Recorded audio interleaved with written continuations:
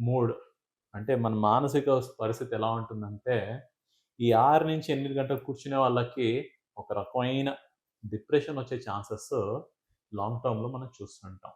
అంటే పెద్దగా ఇంట్రెస్ట్ లేకపోవడం, ఒక లో మూడ్‌లో ఉండడం చూస్తుంటాం.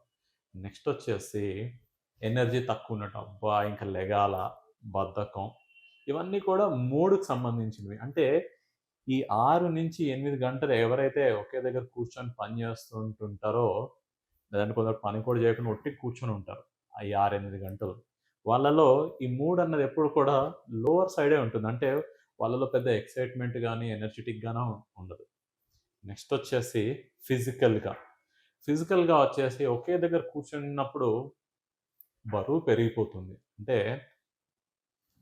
కదలిక ఉండాల్సిన కండరాలు ఏవి కూడా కదలట్లేదు. అంటే మన ఒంటి మీద ఇంత కూడా శ్రమ లేకుండా 6-8 గంటలు ఒకే దగ్గర కూర్చుంటున్నాం.